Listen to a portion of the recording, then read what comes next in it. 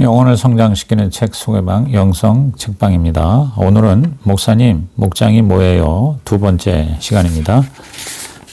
30페이지부터 읽어보겠습니다. 다른 사람이 삶의 고민이나 아픔들을 이야기할 때 잘 들어줘야 합니다. 남의 말에 귀 기울여 주는 것이 격려의 시작이라는 것을 아십시오. 자기 말만 하는 사람도 문제입니다.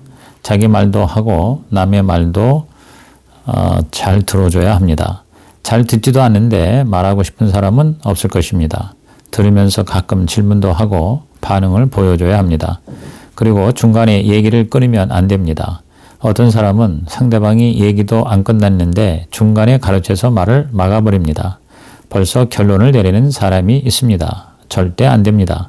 목장 모임을 죽이는 것입니다. 내가 듣기에 아무리 사소한 얘기를 하더라도 끝까지 들어주는 것, 이것이 목장 모임의 나눔을 풍성하게 하는 것입니다. 믿는 사람들이 심각한 문제가 있을 때 그 고민을 찾아가 나눌 대상이 없기에 과거의 술친구나 세상 사람들을 찾아가 얘기한다는 것은 교회의 비극 중 하나입니다. 함께 울고 웃고 들어주고 나눌 수 있는 대상이 있어야 합니다. 또 하나 문제되는 사람은 듣기만 하고 절대 자기 문제를 말하지 않는 사람입니다. 마치 내겐 아무 문제도 없는 것처럼 절대 개인적인 얘기를 하지 않는 사람도 목장 모임의 장애물입니다. 듣기도 하고 말하기도 해야 합니다. 아무 말도 안 하는 사람이 비밀을 누설할 확률이 가장 많습니다. 반드시 비밀을 지켜줘야 합니다.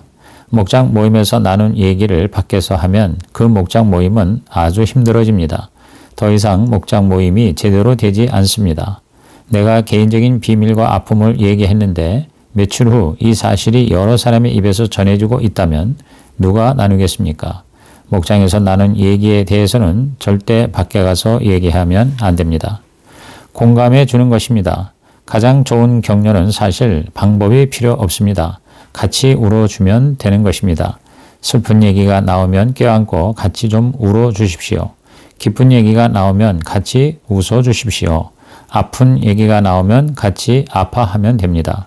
나와는 상관없는 것처럼 냉랭한 모습으로 있는 것은 상대방에 대한 격려가 아닙니다. 나의 간증을 해주는 것입니다. 우리 교회에서 제일 안 되는 부분이 이것입니다. 잘 되는 목장은 어떤 분이 문제와 고민을 얘기하면 이미 그런 경험을 한 사람이 자신의 간증을 해줍니다. 그런데 안 되는 목장들은 아무 말도 하지 않습니다.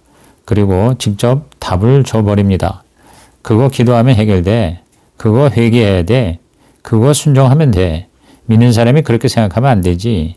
그걸 뭘 고민해 안 하면 되지. 내가 그 모양이니까 그렇지. 좀 제대로 살아봐.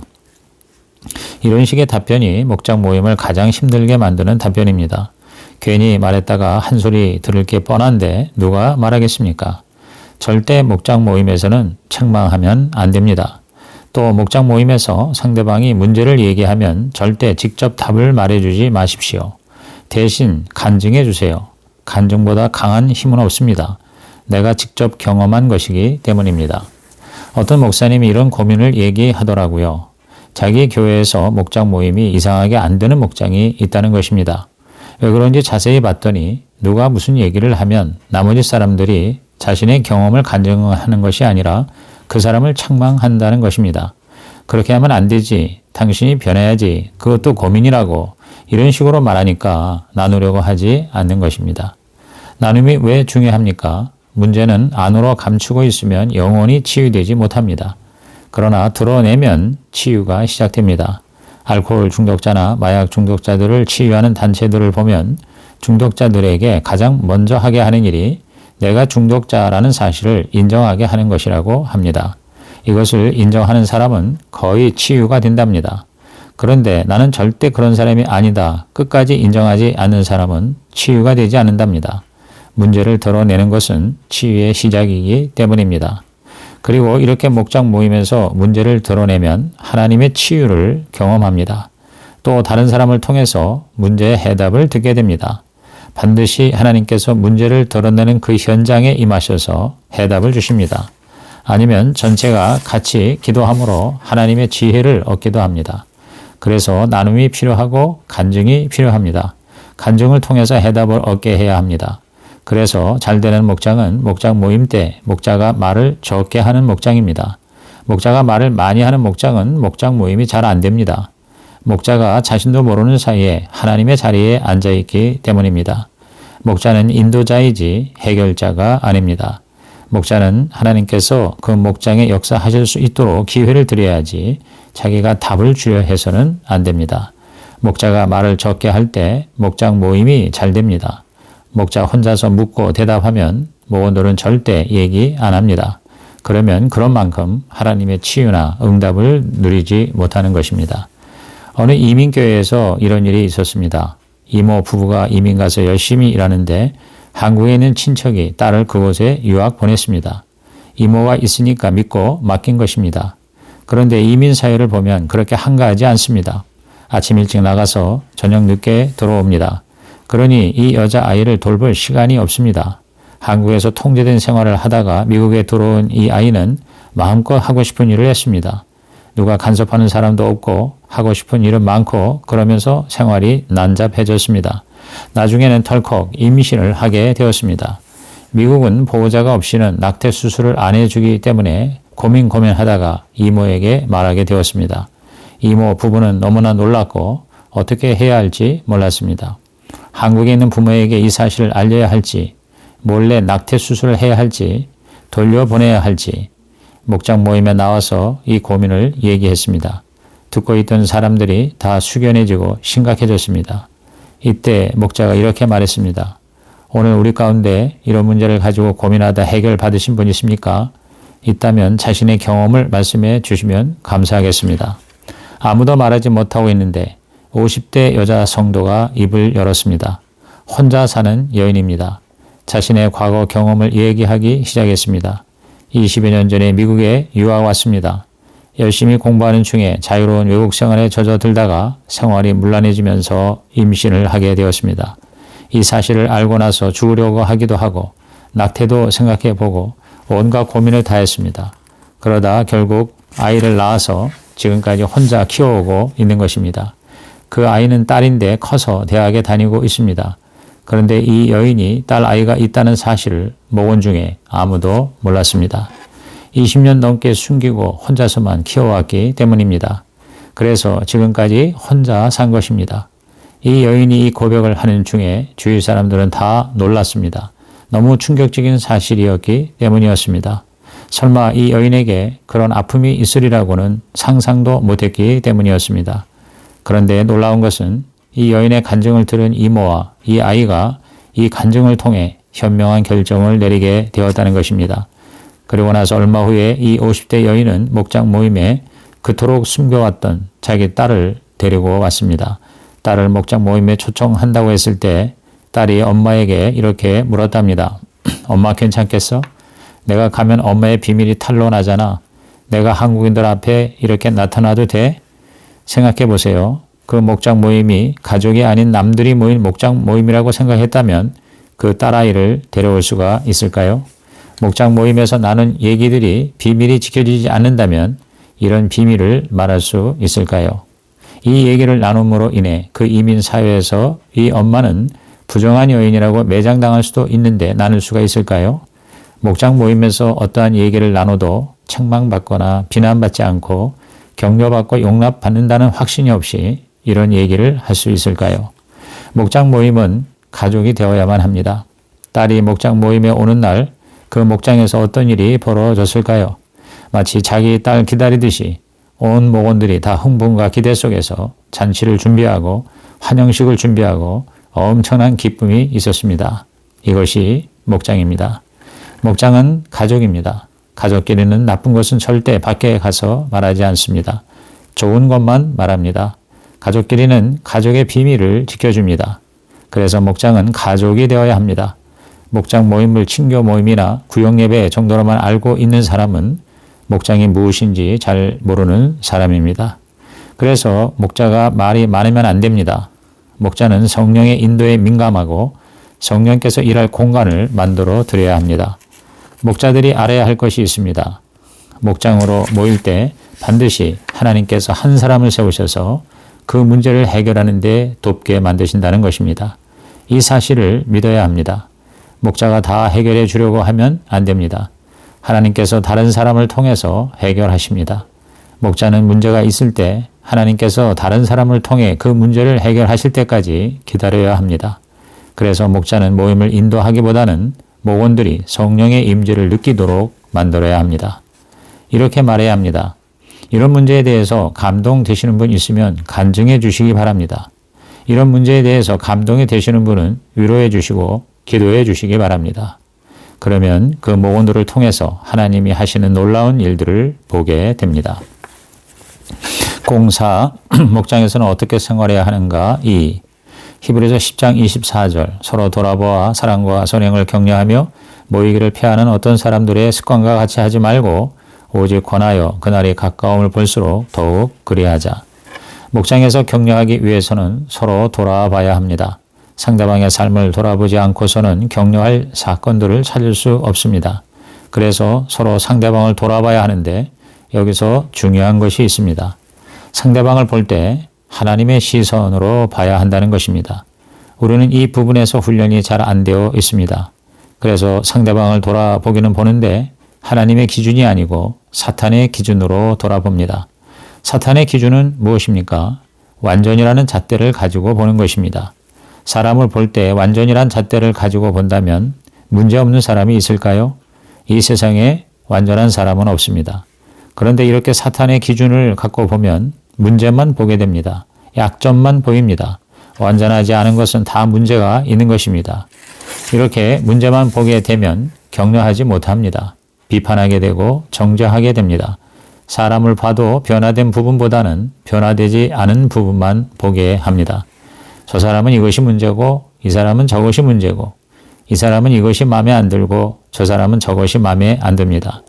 다 마음에 안 드는 것들만 보입니다. 그러니 이런 시선을 갖고 어떻게 상대방을 격려하겠습니까? 아무리 상대방이 변화되어도 이 사람 눈에는 변화되지 않는 부분만 보일 것입니다. 늘 불만입니다. 자기가 자기를 봐도 불만입니다. 예수 믿은 지 몇 년째인데 아직도 이 모양밖에 안 되나? 아직도 이런 습성 못 버렸나? 아직도 그 성질 못 고쳤나? 아직도 인격이 이 정도밖에 안 되나? 이렇게 생각하니 하나님 앞에 나와도 자신 없습니다. 늘 죄 지은 것, 하나님 속상하게 해드린 것, 변화되지 못한 것, 문제만 보입니다. 그러니 하나님 앞에 나오는 것이 부담스럽습니다. 이 사람은 하나님에 대해 마치 하나님께서 회초리를 들고 금방이라도 한 대 때리실 것 같은 이미지만 갖고 있습니다. 얼마나 무섭겠습니까? 그러니 하나님 앞에 나오기가 겁나죠. 그렇다고 안 나올 수도 없습니다. 안 나오면 하나님께 한 대 맞을 것 같으니까. 그러니 자유함도 없습니다. 잘못한 것만 보이니까 말입니다. 이 사람에게는 하나님이 좋으신 하나님이 아니라 무서우신 하나님입니다. 신앙생활을 왜 하느냐? 안 맞으려고 하는 것입니다. 율법적인 신앙생활이지 하나님이 좋아서 나간다든지 하나님 만나는 것이 가슴 뛰는 기대감으로 넘친다든지 하는 일이 별로 없습니다. 안 가면 안 되니까 가는 것입니다. 자신을 바라볼 때도 이런 관점에서 바라보고 남을 바라볼 때도 이런 시각으로 바라봅니다. 그러니 이 사람의 눈에는 매일 책망하는 것, 문제되는 것, 변화되지 못하는 것, 안 되는 것만 보이는 것입니다. 이런 시선을 버려야 진정한 격려가 됩니다. 하나님의 시선은 무엇입니까? 하나님은 사람을 보실 때 변화되지 않은 부분만 주목하시는 것이 아니라 변화된 부분을 보십니다. 그림으로 보여드리면 위에 원을 사람이라고 합시다. 색이 칠해진 부분은 이 사람이 예수 믿고 변화된 부분입니다. 그런데 사탄은 우리로 하여금 변화되지 않은 부분만 바라보게 합니다. 문제만 바라봅니다. 문제들을 보면서 정죄합니다. 그러나 하나님은 변화된 부분을 주목하십니다. 비록 전체에 비하면 변화된 것이 아주 작은 것이라 할지라도 하나님은 이것을 보십니다. 아니, 정확하게 말하면 봐주신다는 것이 맞을 것입니다. 하나님이 문제 삼으면 안 걸릴 사람이 어디 있습니까? 하나님처럼 완전한 분이 어디 있습니까? 그런데 이 완전하신 하나님이 사람을 보실 때 변화되지 않은 부분이 아니라 변화된 부분을 봐주신다는 것입니다. 그러면서 기뻐하십니다. 격려하십니다. 야, 내가 그래도 이만큼 변했구나. 나도 기쁘다. 잘했다. 칭찬하고 격려해 주십니다. 우리 하나님은 좋으신 하나님이시기 때문입니다. 하나님은 사람이 변하는데 시간이 걸린다는 것을 아십니다. 하나님은 사람을 바꾸실 때 특별한 경우를 제외하고는 한 번에 몽땅 다 바꾸시지 않습니다. 서서히 하나씩 바꾸십니다. 만약 하나님께서 문제를 보시고 꼬투리를 잡으신다면 그 앞에 누가 서겠습니까? 우리가 사탄의 기준을 가지고 나를 재고 상대방을 재면 서로 힘들어집니다. 신앙생활도 어려워집니다. 그래서 격려하면서 먼저 사탄의 기준을 버리고 하나님의 시선과 기준을 가져야 합니다. 우리 교회에서는 누가 나는 누구 보기 싫어서 교회 안 나간다, 교회 옮긴다 하면 절대 잡지 않습니다. 그냥 가라 합니다. 자기는 완전합니까? 자기는 문제 없습니까? 자기도 문제 있잖아요. 은혜로 구원받은 사람이잖아요. 자기도 문제 있으면서 남을 문제 삼는 사람은 잘못된 것입니다. 또 사탄의 기준을 가지고 있는 것입니다. 적어도 그 순간에는 하나님의 기준을 갖고 말하는 것이 아닙니다. 사탄의 도구된 사람을 어떻게 교회에서 잡아둡니까? 이런 사람은 빨리 떠나야 교회가 더 편안해집니다. 목장에서도 마찬가지입니다. 나는 누구 보기 싫어서 목장 모임 가기 싫다. 목장 옮기고 싶다 하면 절대 못 옮기게 합니다. 기준이 잘못된 것입니다. 목장에서 교회에서 서로 문제된 것을 덮어두고 용서하고 용납하고 하나님의 기준으로 바라보는 연습을 해야지. 그 사람이 다른 데로 가면 문제 안 생깁니까? 또 생깁니다. 그러면 자기도 적응 못하는 것입니다. 사탄의 기준을 버리고 하나님의 기준을 가져야 합니다. 우리가 신앙생활 하면서 마음이 안 맞고 의견이 안 맞을 때도 있습니다. 서로 속상할 때도 있고 마음에 들지 않을 때도 있습니다. 본의 아니게 얼굴을 붉힐 수도 있습니다. 그러나 이런 일이 있어도 마지막에는 서로 이렇게 말할 수 있어야 합니다. 그래도 그 사람 많이 변했어. 내게도 잘못이 있어. 나만 잘한 것은 아니야. 이것이 하나님의 방법입니다. 하나님의 기준입니다. 이런 기준을 가지고 서로 돌아봐야 합니다. 그래야 격려할 수 있습니다. 다음은 목장에서 나눌 때 주의할 것입니다. 먼저 나눌 때는 그냥 아무거나 나누는 것이 아니라 내가 하나님 만난 사건을 나누는 것입니다. 일상생활에서 하나님이 내게 무엇을 원하셨고 오늘 어떠한 기도를 하게 하셨고 어떤 응답을 주셨고 오늘 어떤 것을 깨닫게 하셨는가 오늘 하나님은 내 삶 가운데 어떤 일을 하셨는가 등등 하나님 만난 사건을 얘기하는 것이 원칙입니다. 그럼 여러분 중에 몇 분은 이런 생각을 하실 것입니다. 나는 특별히 하나님 만난 사건도 없고 경험도 없는데 어떻게 나눌 수 있는가? 아닙니다. 하나님을 만난다고 해서 무슨 특별한 체험을 말하는 것이 아닙니다. 그런 체험은 일생에 몇 번 있을까 말까 합니다. 그런 사건 말고 하나님이 내 마음속에 말씀해 주시는 것, 어떤 사건을 통해 깨달은 것, 기도할 때 주신 감동, 아이디어, 생각, 말씀에 순종하려 했을 때 어떤 일이 일어났는가, 오늘 내게 어떤 사람을 붙여주셨는가 등 이런 평범한 사건 속에서 발견한 하나님에 대해서 나누는 것입니다. 서로 돌아보아 사랑과 선행을 격려하며 그런데 여기 24절에 나눌 때 필요한 두 가지가 소개되고 있습니다. 사랑과 선행입니다. 목장 모임 때는 전 목원들이 한 주간 동안 행한 사랑과 선행에 대해서 나누어야 합니다. 어느 교회에서는 목장 모임 때 이런 나눔을 한답니다. 목원들이 일주일 사는 동안 두 가지 선행을 해야 합니다. 그리고 목장 모임 때는 자기가 행한 선행에 대해서 나누어야 합니다. 그 교회에서 있었던 일입니다. 자주 싸우던 부부가 목장 모임에 참석하고 있었습니다. 삶을 나누는 시간이 되었습니다. 목자가 자기 남편에게 한 주간 동안 선한 일 한 것 있으면 좀 나누라고 말했습니다. 마침 남편이 한 주간 바빠서 아무런 선행도 하지 못했습니다. 그래서 이렇게 말했습니다. 저는 한 주간 동안 선행을 하지 못했습니다. 그래서 이 자리에서 선행을 하겠습니다. 다른 목원들이 무슨 말인가 의아한 눈으로 다들 쳐다보았습니다. 그때 남편이 말했습니다. 오늘 우리 집사람 자랑을 좀 하겠습니다. 우리 집사람은 된장국 하나는 끝내주게 잘 끓입니다. 목원들이 듣고 와 하고 다들 웃었습니다. 그리고는 목장 모임이 끝나고 차를 타고 집에 가는데 아내가 말이 없는 거예요. 한참을 가도 말이 없습니다. 남편은 걱정이 되었습니다. 야, 이거 아까 목장 모임 때 한 말 때문에 저 사람이 화가 단단히 났구나. 오늘 집에 가면 험악해지겠구나. 사람들이 다 와 하고 웃었으니 화 날 만도 하지. 생각하면서 눈치 보며 조용히 운전하고 있었습니다. 그런데 아내가 조금 있다 흑흑 우는 거예요. 남편은 더 불안해졌습니다. 아이고 이거 난리 났구나. 저 사람 상처받았구나. 그렇게 침묵하면서 한참을 가는데 아내가 부릅니다. 여보, 왜? 당신 나하고 결혼한 뒤 20년 만에 남들 앞에서 처음 나를 칭찬한 거 알아? 너무 기뻐서 울었어. 이 아내는 좋아서 울었던 것입니다.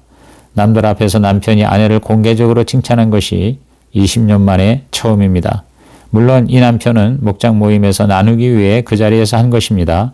그런데 아내는 남편이 자기를 칭찬한 소리를 듣고 감격한 것입니다. 그날 이후로 그 가정에 어떤 일이 일어났을까요? 무척 많은 변화가 일어났답니다. 하나님 말씀대로 살려고 하니까 가정이 회복되고 부부관계가 회복되고 마음의 상처가 치유된 것입니다. 이래서 나눔이 필요합니다. 물론 나눌 때는 꼭 승리한 얘기만 아니라 실패한 얘기, 불순종한 얘기, 아픈 얘기, 상처받은 얘기도 나눌 수가 있습니다. 그러나 중요한 것은 나누다 보면 우리 문제가 드러나고 치유되고 회복된다는 것입니다. 그래서 우리 교회도 일주일에 선행 2가지씩 하고 목장 모임 때 나누면 좋겠다는 생각을 했습니다. 그런데 히브리서 10장 24절을 잘 보니까 그것보다 더 정확하게 해야 하겠다는 생각이 들었습니다. 여기에서 사랑과 선행을 격려하라 했습니다. 그러니까 목장 모임에 참석하는 사람들은 일주일간 사랑한 것, 선행한 것 2가지를 나눠야 합니다. 선행만 해도 좋은데 더 성경적으로 그대로 적용하면 사랑한 것, 착한 일 한 것 2가지를 나눠야 합니다. 사랑한다고 말해도 좋고 사랑의 선물을 줘도 좋고 사랑을 표현해도 좋습니다. 하나님을 사랑한 얘기나 아내나 가족, 직장 동료, 친구 등등 누구든지 사랑을 했던 것을 나눠야 합니다. 그리고 착한 일 한 것을 나눠야 합니다. 입으로 했든 몸으로 했든 하여튼 선행한 것 1가지를 나눠야 합니다. 물론 목자의 인도에 따라 둘 중에 1가지만 나눌 수도 있습니다. 한 번은 사랑만 나눌 수 있고 한 번은 선행만 나눌 수도 있습니다. 그러나 사랑이나 선행이나 일주일에 이 2가지를 해야 합니다. 이렇게 나눈 다음에는 다른 목원들이 그것을 격려해 줘야 합니다. 아무리 사소한 것이고 별로 중요한 것이 아니라 하더라도 공감해주고 함께 들어주고 웃어주고 격려해줄 때 말하는 사람들은 용기를 내게 됩니다. 그런데 이렇게 순종하고 격려할 때 어떤 일이 일어날까요? 모이기를 피하는 어떤 사람들의 습관과 같이 하지 말고 오직 권하여 그날이 가까움을 볼수록 더욱 그리하자. 무슨 말씀인지 얼른 감이 안 오죠? 이 말씀을 세번역 성경으로 읽어보겠습니다. 어떤 사람들처럼 우리들의 모임을 그만두지 말고 서로 격려하며 그날이 가까워 오는 것을 볼수록 더욱 힘써 모입시다. 현대인의 성경으로 읽어보겠습니다. 어떤 사람들처럼 교회 모이는 일을 게을리해서는 안 됩니다. 주께서 다시 오실 날이 가까워 옵니다. 더욱 서로 격려하고 충고합시다. 말세일수록 사람들은 교회에 모이려 하지 않습니다. 특별히 신앙의 핍박이 심할 때는 더욱 그렇습니다. 히브리서를 받는 신앙 공동체도 큰 핍박 중에 있었습니다. 그래서 모이기에 힘쓰라고 한 것입니다. 그런데 모이기에 힘쓰라는 말을 전후해서 항상 격려하라는 말이 들어가 있습니다. 격려와 교회 부흥과 모임 부흥이 연관되어 있다는 것을 말해줍니다. 사람이 가장 가기 싫어하는 모임이 어떤 모임일까요? 평가받는 모임, 비난받는 모임, 지적받는 모임, 싸우는 모임, 꼬투리 잡고 혼나고 책망하고 긴장되는 모임에는 가기 싫습니다. 교회 왔는데 사람들이 내 문제만 보고 잘못만 지적하고 꼬투리만 잡으면 오고 싶습니까? 안 오고 싶습니까? 당연히 가고 싶지 않습니다. 모임이 안 되는 것입니다. 부흥이 될 리가 없지요. 반대로 가장 부담 없는 모임은 어디입니까? 밥 먹는 모임, 격려받는 모임, 편한 모임입니다. 예를 들어 어떤 모임이 있는데 그 모임에 가면 부담 없습니다. 긴장하지 않아도 됩니다. 실수할까봐, 잘못할까봐, 책 잡힐까봐 긴장할 필요 없습니다. 이런 것들이 오히려 격려가 됩니다. 그러면 그곳에 가고 싶습니다. 격려받고 칭찬받는데 누가 가고 싶지 않겠습니까? 어느 책에서 읽었던 내용입니다. 아프리카에서 있었던 일입니다. 아프리카에 있는 한 부족에서는 남자가 결혼할 때 상대방 여자에게 결혼 지참금을 줘야 한답니다. 지참금은 건장한 소를 주는 것입니다. 여자가 예쁘고 젊으면 지참금을 많이 줘야 하고 못생기고 나이 먹으면 지참금도 별로 없습니다. 이 마을에 노처녀가 한 명 있었답니다. 나이도 많고 생긴 것도 그저 그래서 누가 소 반마리만 준다고 해도 얼른 보내고 싶어하는 여자입니다. 노처녀 자신도 자기를 그렇게 못난 사람으로 취급했고 인정했습니다. 그런데 추장 아들이 이 노처녀에게 반했습니다. 아무도 쳐다보지 않은 노처녀에게 청혼을 했습니다. 마을에서는 이것이 큰 뉴스가 되었습니다. 추장 아들이 젊고 예쁜 처녀들을 두고 못생기고 나이 많은 노처녀를 선택했기 때문입니다. 그런데 더 놀라운 것은 추장 아들이 가져온 지참금이었습니다.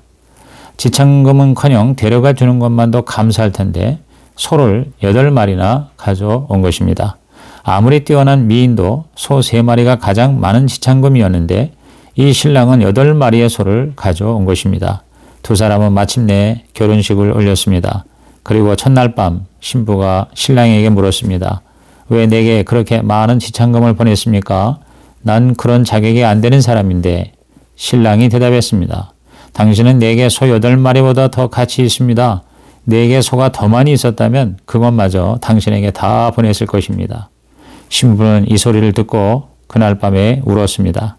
그런데 놀라운 일은 이날 이후로 그 노처녀의 삶은 달라졌다는 것입니다. 아름답고 멋지게 변화되기 시작했습니다. 자신을 가치 있고 사랑스러운 모습으로 받아들이기 시작했습니다. 신랑의 한마디 격려가 이 여인의 인생을 그렇게 멋지게 변화시킨 것입니다. 그렇습니다.